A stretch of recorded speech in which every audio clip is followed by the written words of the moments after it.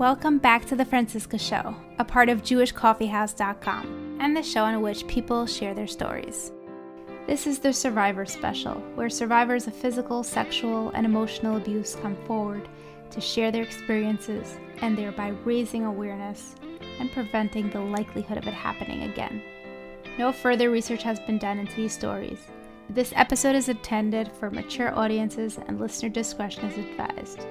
Names have been changed to provide some privacy to our dear guests sharing their vulnerable and personal experiences.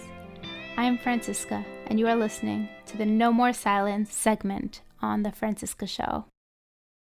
Hey everyone, thanks so much for coming back and listening to this segment. Just before we start, I'd like to make a few announcents.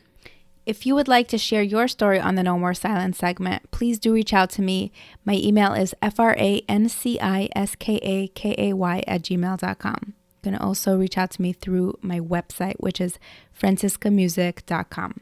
I'd also like to mention an affiliate relationship we have with Modmouth, which is a teeth straightening company. It is owned by Jews and so much cheaper than Invisalign. So if you have been thinking about straightening your teeth, I would definitely call them for some more information and make sure to mention the Franciska Show podcast or just Franciska to get a free $50 valued whitening kit when you do sign up with them.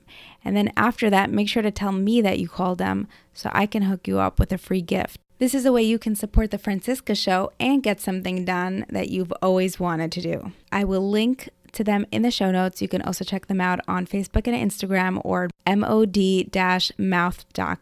Did I mention that I just did it and I'm super thrilled that I did it?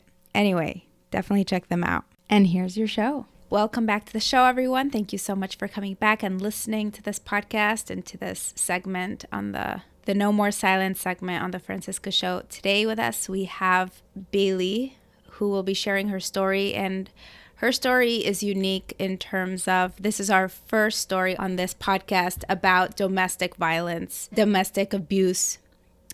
And it's such an important topic because, yes, with all the challenges that happen with sexual abuse, it's like a clear no-no, or when people figure out if after they have gone through that trauma as a child, it's a clear no-no. With domestic abuse, it's such a gray area for victims and survivors to understand what's happening.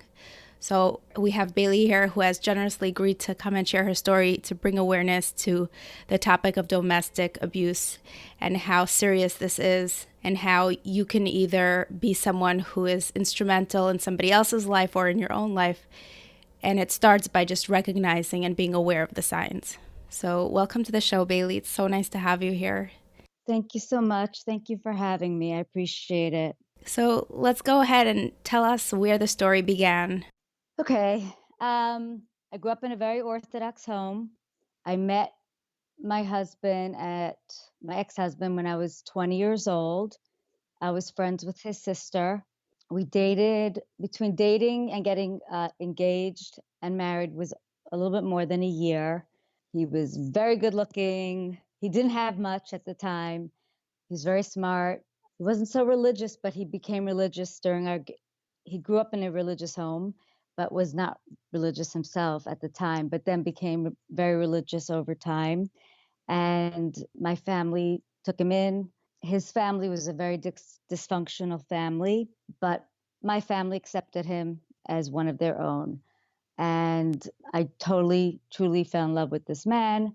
We were 7.5 years apart and got married. I was naive, young.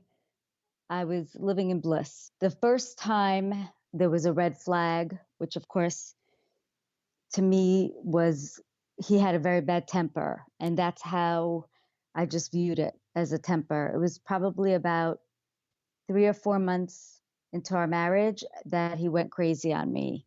I don't even remember exactly what it was. He then left the home and my parents came, packed me up and took me back home. Going backwards now with all the knowledge that I have, when you are controlled and manipulated and in love by a narcissistic abuser, they have you. I look back and I think I was hand chosen. I was so naive. If you would have said narcissist, I would have had no idea what you're talking about. Of course, that night he managed to, woo me back home and continued on living our life. It took us a while to have kids. It was a very up and down mood swing. I always walked on eggshells throughout our marriage. We had our first son, about 2.5 years into our marriage. He became very religious. He grew a beard, everything, the whole works. He loved our child more than anything. He was a great father. He was a great husband. He had, like I said, a very bad temper. And that's what I saw. I didn't understand the behind the scenes. His relationship with his family was not existent at that point. And I lived blissfully until 21, 22 months later, we had our second son. And again, I lived in bliss. We moved out of New York to upstate New York and lived our life. I worked with him. I had been going to school. I wanted to be a social worker. It was like my dream from childhood. Of course, he talked me out of it, and I went into business with him. After the fact, I look back and I realize he wanted to control me. He didn't want me to have my independence. And I worked out of the house, so I always had the kids with me. He gave me as good a life as possible, and I gave him a lot of freedom. He was not home a lot. I would have never in a million years thought to myself that this man led a double life. He was as good a husband as he could be. He was an amazing father, yet he was living a double life. And when I mean a double life, he was cheating on me, and I had no idea. Again, he did have a very bad temper, and he was not embarrassed or shamed to behave that way in public. So when we had family over, he had no shame in berating me. Later on, after it was over, my family would tell me, we saw things and we were scared to tell you because you were so infatuated with him and so in love with him. You would never have believed us. I think that most people saw things that I just could not see. And I think that a lot of that's for most women in a domestic abuse at that point. It was verbal, mental, emotional, manipulated, controlled. It was not physical at that point. It was violent. He would get angry and throw things. And I remember telling him when my oldest was about 3 or 4 years old, you know, you are setting the example for this child. You are his role model. Is this how you want him to grow up? And he just couldn't control himself. He got angry. He went berserk. I thought on the outside we were like the super couple. He was a good looking guy. I would always try and look my best. We had gorgeous children. Little did I know that people knew he was not normal or that there's something not right with him. I did lose a lot of friends along the way. People started separating themselves from me. So I lived very in a bubble, very secure in my own little world. And I was content. I made a life for myself and I was very content. I had help with the kids. I would work out. I worked. You would think I had the perfect life. There was a period of time where in my gut, I felt this man was cheating on me. And there was even sort of proof. I was so controlled and manipulated that he was able to make me believe that it was not him and make me feel like I was crazy for believing that it was him. And that's called gaslighting, by the way, in the terms of domestic violence or domestic abuse, where they manage to turn what they're doing onto you and make you feel like you're crazy. There were times he would accuse me of cheating, which I never did. I was faithful for 21 years to this man. But that's how I lived my life. And then he desperately wanted to move out of state. It was his dream to move out of state. I finally agreed. I said, you know what, let's have a fresh start. And I said, the only way I'm moving out of state is if we move to a community, which we did. We fit in. We looked like the perfect couple. People didn't know us. And we started fresh. We had our third child 4 years after our second. Our marriage was not so great at the time, but I got pregnant.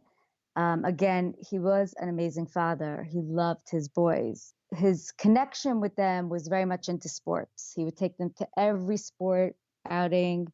He had season tickets for everything. He would help out at night, put them to bed. I mean, he was really good about that.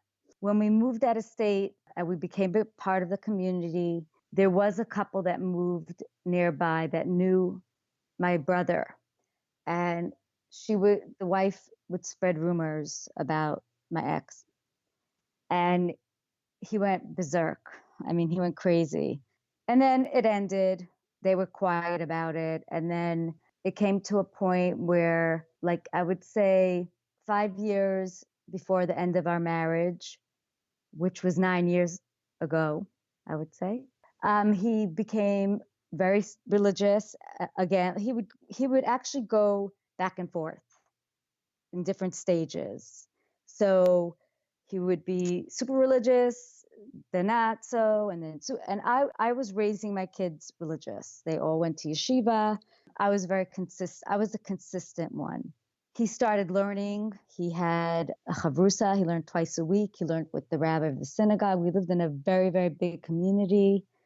And we had our friends. The one thing I look back now on, and I could say this from my entire marriage, was that anytime he felt threatened by my family or friends, he would try and alienate me from them. And that's another sign of abuse. I did not see it at the time, but I saw it after the fact, I was able to realize it. That was not okay. Could you give me an example of how he would do that? I'll give you a perfect example. We hosted people all the time. Our house was always filled with guests. And one Passover, I had a table full of friends. And actually, his mom was even there. And he was sitting with my youngest, and they were talking about, the Seder and everything. And I was talking to my girlfriend, and she was divorced. She had her kids with her. They were older. And he looked at us and he said, "Would you guys be quiet?" He goes, "I'm trying to do the Seder with my son, and that's what this is all about. You guys are free to leave." I mean, that was like one time out of the many, many, many times. Obviously, this girl and her kids never came back to our home. We stayed friends for a while, but it diminished at some point. But there was a time when before we moved, when we still lived in New York, I had my family there, my brother, his wife, his kids, other guests at a Shabbos table. And he felt that I didn't give him the best piece of meat or something to that effect. And he literally flung it across the room. I mean, and I would just cover up for him. I would make excuses. And again, that, later on I learned that's another way of women that live in abusive marriages or relationships survive. We live in denial. And I lived 21 years in denial. I would say that literally to the end, towards the end, it was so wishy-washy, my marriage. My mother always used to say it was he was Jekyll and Mr. Hyde. He could be amazing and he could be insane within 24 hours. He would help wash the dishes, look like Mr. Amazing husband, and then he would just, again, berate me, put me down. Now remember, my 3 boys witnessed all of this. You don't realize children they're sponges. They take everything in. And I used to say to him, I said, when they were older, I used to say to him, they're going to start treating me the same way you're treating me. And there was times when they did. And he would berate them for speaking to me that way. And I used to laugh at him. I'm like, you're yelling at them for talking to me that way when that's what they're seeing. Anyway, where my marriage really came to a halt was we celebrated 20 years of marriage at the end of 2015. And literally a month later, in middle of a Shabbos, he walked out. Literally. His excuse was, I have terrible stomach pains, and the rabbi told me I'm allowed to go to the hospital.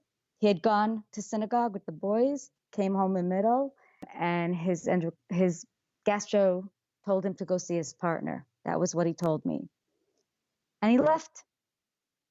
I said, okay, please be in touch. Let me know if everything's okay.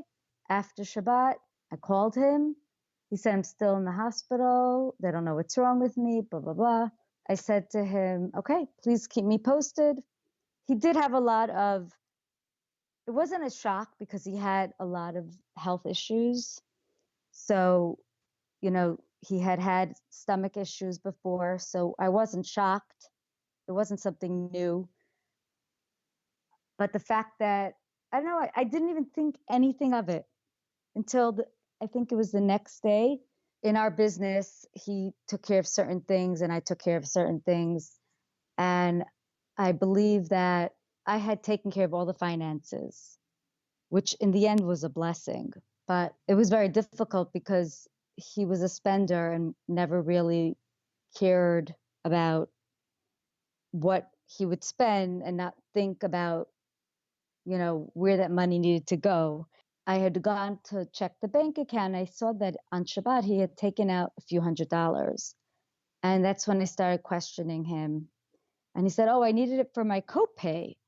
I said, no, you didn't need it for your copay. They don't ask you for a copay when you come into the emergency room. And then I started being a little suspicious. That week, he did not come home. He blocked me on social media. And remember, we had just celebrated 20 years of marriage.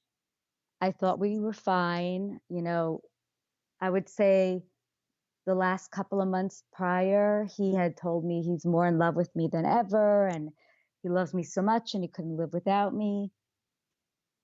And I was living in, again, just naive, fine. My kids, people were calling me that week that he was gone, the first week, and they said, is this a joke? I said, what are you talking about? They said, he is all over Facebook with a woman. And I said, yeah, I'm sure it's a joke. And I said to my kids, show me what's going on. And they showed me. I mean, they were at sports events that he promised one of my youngest, he was going to take him. They were everywhere. This was between Christmas and New Year's. Okay, that whole December. I was like just in shock and numb. I was like, what is this guy doing? One day during that period, he walked into the house and I said to him, I followed him into the bedroom. And my middle son was home from school. He was on vacation. He was 17 at the time. I said to him, by the way, I shut off your bank card. You can't keep taking money out of the bank account, spending it on God knows what. That's our food. That's the food money. That's that rent money. He literally went insane. He snapped. He was trying to get my purse out of my hand so he could take my card. And he literally probably would have strangled me. He beat the crap out of me. If it would not have been for my child breaking down the bedroom door, I probably would have been dead because he was not physically there. He was like I even saw in his eyes, he was not there. It was a stranger beating me. And my son pulled him off of me. He ended up getting knocked in the face. he ran and called my son, my oldest in school, who Ubered home, and they called the police. And obviously my ex left, and I made my son go to the synagogue and stay there. I was in total shock. When the police came, I said, I have nothing to say, but I do hold the right. I reserve the right if I decide to press charges at a different time. When my oldest came home, both kids were very, very angry at me for not pressing charges, for not having him arrested. I was just too shocked. This was the father of my kids. I did not understand what was going on with this man. When we did talk after this, I said to him, you have 2 weeks to get yourself help, or I'm pressing charges. And I ended up pressing charges. This was the beginning of the hell. The rest of my marriage was nothing compared to the next 2 years of hell. Every time I tried to help him or to do something nice for him, he came back at me, and he did bad to me. So when I finally pressed charges, he decided he was going to get back at me. He had cut up his arms, and I did not know, obviously. I had allowed him to come on a Saturday night and spend the night with the boys and work on their relationship, because they had not spoken to him since he beat me. And I had not realized he had cut up his arms, and he wanted to show me who's boss. And I left the house. I had no idea where I was going to go. I was driving around, and I was lured by the police back home, and I was arrested. I had no marks on me. I was 5 feet, 100 pounds at the time. He was 5'10" and a half, 230 pounds. It was like a false arrest. And of course, he bailed me out the next day. That was the beginning of me realizing the system is broken and crooked. This man is very, very sick. Once he got back into the graces of my children, he manipulated them and tried to turn them against me. And that's the danger of domestic abuse, domestic violence, because the children are abused too. They're emotionally, mentally, sometimes physically abused. And I had to go live with my parents. They didn't live very far away for safety.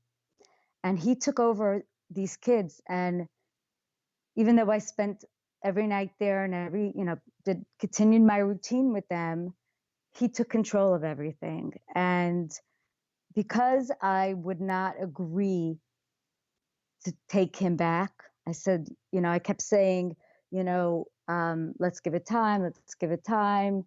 Go get help. He would punish me in many different ways. And I'll tell you a few of the ways were, again, trying to turn the kids against me. He would bring women around the home. He had put together a separation agreement, and that was one of the things none of us were allowed to do. And he went against everything. My kids basically witnessed so much. Like if I'd come around and he was not in a good place, he would follow me around the house if I was coming to collect stuff. My kids were literally be a barrier between us. They were so scared of what he would do to me. And I want to say two things statistic wise. One, domestic violence, domestic abuse is one of the number one killers of women across the world. It's unbelievable how in this day and age, it's so common, yet so unspoken I'll say this. I believe our authority don't have enough training. And I could say this because of what I went through. They don't have enough training on domestic violence, on mental illness. And I know that in where I live, they're starting. In some states, they have better laws. Some states, they don't have laws really at all. During that period that I was living at my parents' home, I got myself into domestic violence group therapy. And I have to tell you, that saved my life. I met women from every walk of life, different stages of the situation. And I'll never forget the first day I walked in there, I said, well, my abuser is different than all of yours. He admits he's an abuser and he wants to get better. And a year and a half later, I said, my abuser is just like yours. He's never going to change. He's never going to get better. I was very lucky to have met my therapist, and that's over 4 years ago at this place. And I still see her. She has been with me through the entire time. For women out there, one of my messages, and the reason why I do podcasts and I tell my story and I advocate, one of the things is that there is help in every state. There's help everywhere. I know that in the United States, 211 can direct people to different resources, but shelters usually have a lot of resources. I know New York is one of the best places as far as they have in the police department, they have their own domestic violence unit, which most states don't have. So they have trained police. It's a very scary situation because our judges are not trained. You know, they will hand over children to an abuser for custody. I mean, I'm lucky, and I'll get to that I didn't have to deal with that. But getting back to statistic stuff, it has been studied that the brain of children, because the boys' brains do not develop fully till they're between 24 and 27. So if they have witnessed abuse, they consider them living in a war zone. Their brains have been studied to be that of a vet, as if they were actually in war. And when you think about it, it's mind-boggling. My kids literally went through war, and I could say that affected health. My middle son has cancer for the 4th time. He has a form of thyroid cancer that will never go away.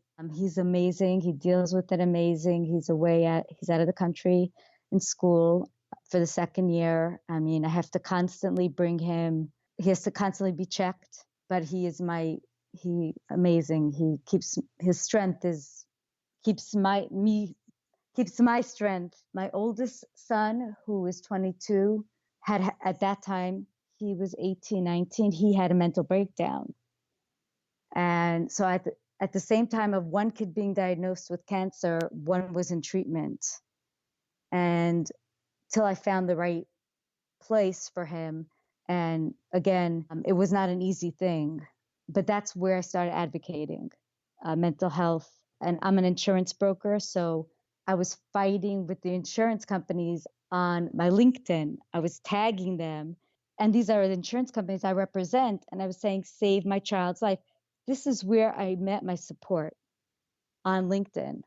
And I met the most amazing people who I still am close with today, and they are still my biggest support system. I met authors, tremendous, amazing people who have been through a lot of mental health issues and advocate for it now. I am now also part of a national adult survivor for child abuse, a support group. They're all over the world. I actually host a podcast once a week for them. We brought in trauma, domestic abuse, domestic violence. They're amazing people. Getting back to the children, they went through a horrific, they went through having a father that they were very close to a man that finally they realized this man he's not okay. And we're not okay with what he's doing to our mother. This is not okay. This is, you can't behave that way. And they decided they wanted nothing to do with him. Now, he moved into the community for about 9 months, and he literally tortured me. He would stalk me, follow me, text me.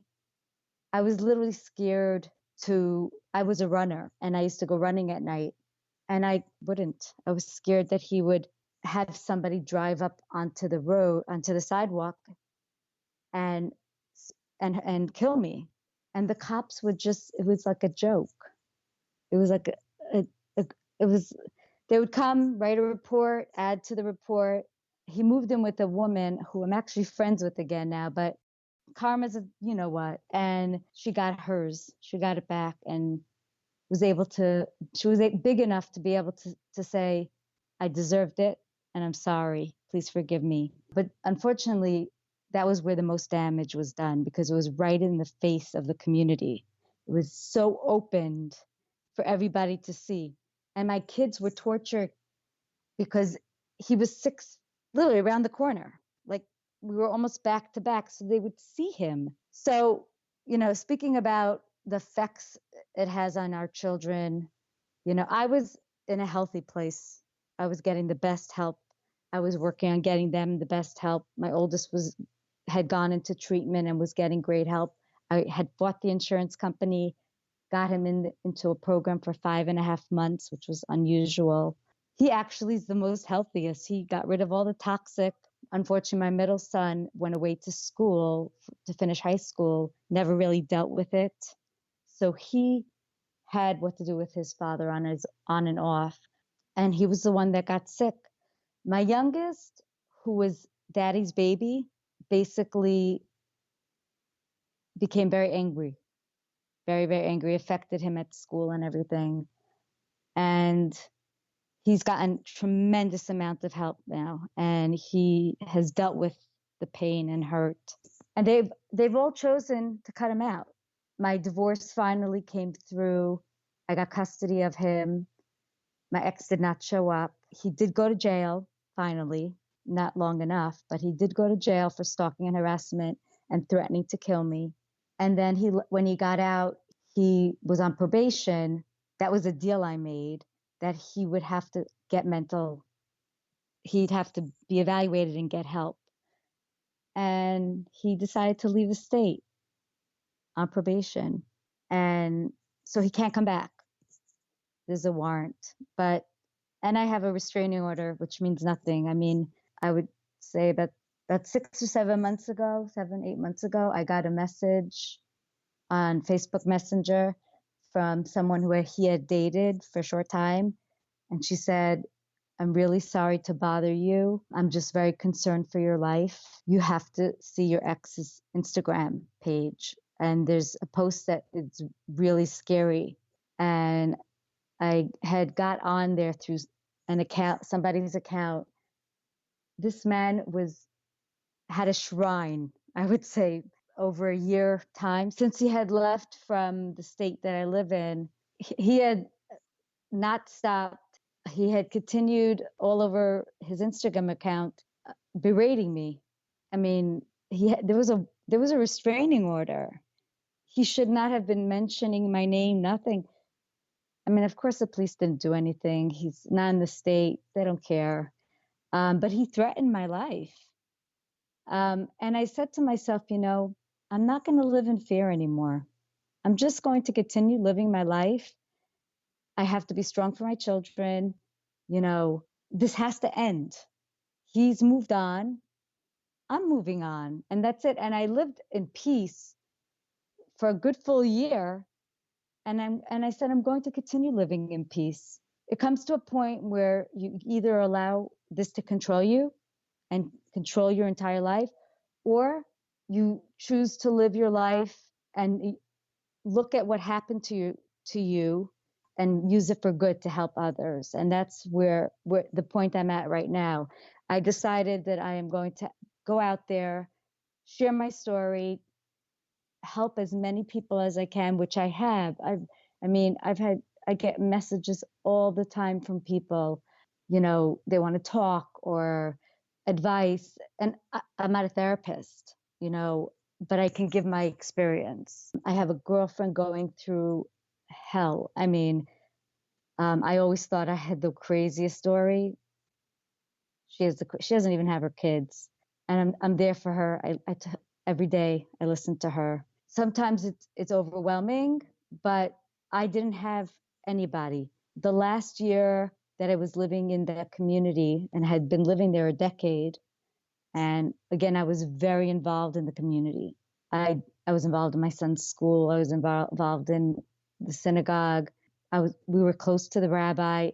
At some point, I had to come to him and tell him what was going on. Obviously, he saw my ex's Facebook and was waiting for me to reach out to him. And because I would just, that first year, I lived in like, I had a mask. I would get dressed up, go out. Nobody would know I had the bruises. I totally lived. I put on my mask on. The rabbi really was there for me and helped me a lot.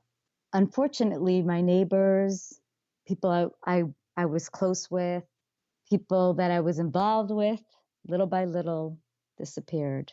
And that was very, very, very hurtful. And I used to always, and to this day, I always say to the rabbi, this is something you have to talk about.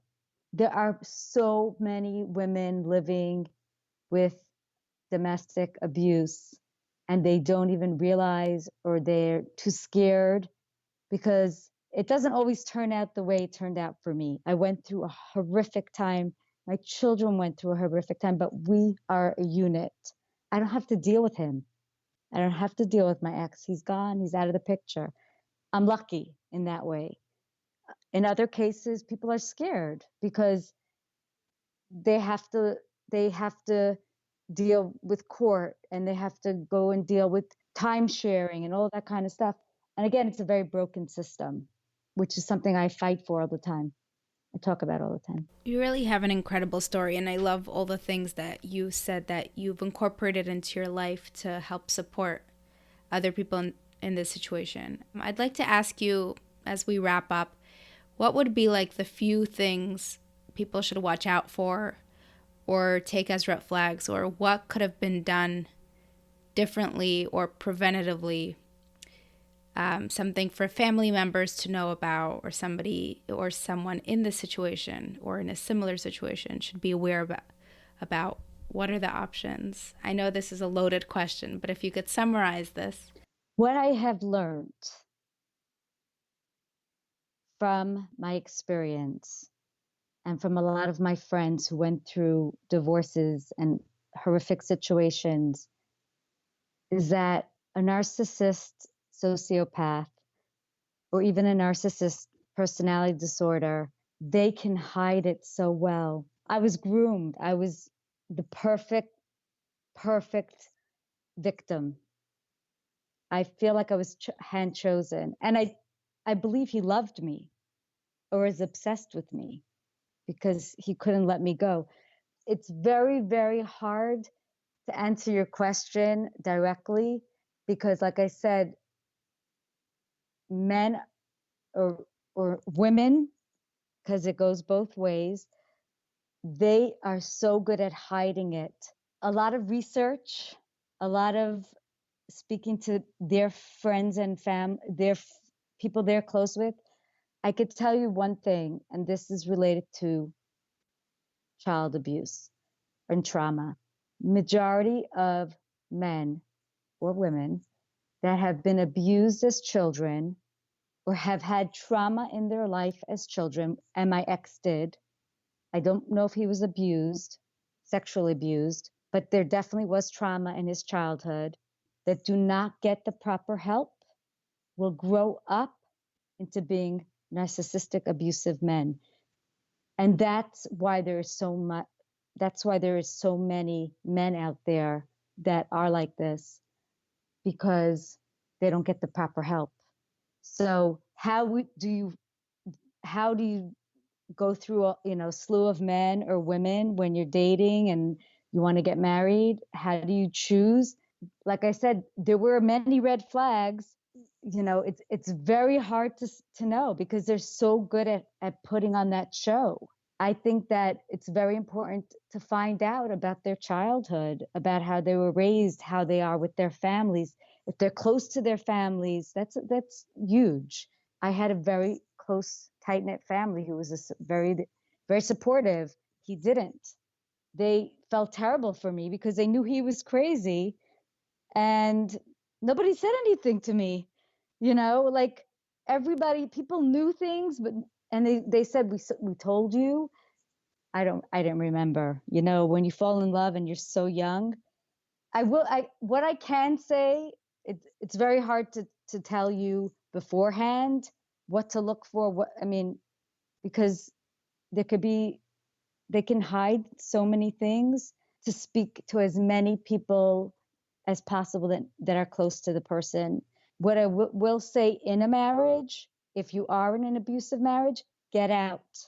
Don't stay for your children, because you're not doing your children a favor, because all you're doing is starting another cycle of abuse, of children growing up with, unless they get amazing. Once you get out, get them the best help so that they can lead normal, healthy, productive lives. And that was my goal. That's what drove me. Once I was outside, once the marriage was over, that was my drive. So because they're predisposed, to so many of the mental illness parts of it, and you don't want them to start another cycle of abusive families. And that's my goal with my children. We talk about it all the time. They know it's wrong. It's taken a long time because we all triggered each other for so long, but they've come to all my children have become to a point where they're very protective and loving of me, and they've become very much more respectful. My little one says, "Mom, I would take a bullet for you." He's 15. It's sad that a 15-year-old child has to say something like that, but he witnessed so much. But again, like, to answer your question, it's so hard, because one of the questions that I ask guys, not that I'm remarrying or dating or whatever, but if somebody is not married and they're in their 40s and they never were married, or they don't have kids, why? If they're successful, or why have you never gotten married? Why have you never, you're so picky? Do you think you're so wonderful and that nobody's good enough for you? It's very, very difficult to really to answer that question, because, like I said, yes, I was young and naive. More people are not nowadays. Again, community is very, very important, because any community starts bringing it out there, talking about it, I think so much more of it will be exposed. So many more men will be exposed. So many more people will be educated. Education. I always say education, education, education. And then once people are educated, I think on their own, they may spot signs. Awareness. Topics that are uncomfortable, we have to stop sweeping it under the rug. I commend JCW. You can't even imagine. I grew up with so many of those people, because my father was a teacher in one of the schools, actually, that's being named in a lot of the cases now. So I grew up in that community. Just like they're bringing it out in the open, so to domestic violence has to be brought out in the open and spoken about, and awareness and education and the signs.